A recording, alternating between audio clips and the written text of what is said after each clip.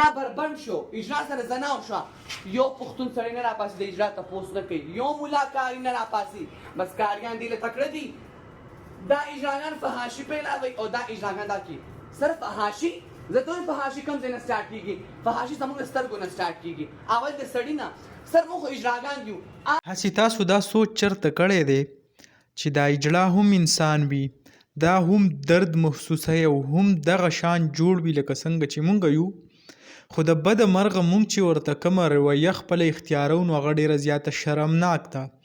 لکه که تاسو وګورئ که نه، په هر ټیم کې هره ورځ داسې ورځ زه نه ینم، لکه هره ورځ تقریبا داسې ورځ به نه راځي چې په هغه کې اجړا نه مري، د هغه سره اجړا سره غلط کار نه کېږي، د اجړا نه کپړې نه ویستلی کېږي، د اجړا نه ویښته نه کټا کېږي، لکه هغه کارونه ورسره کېږي کوم چې زموږ معاشره کې مونږ یو عام سړی ډېر زیات بد ګڼو.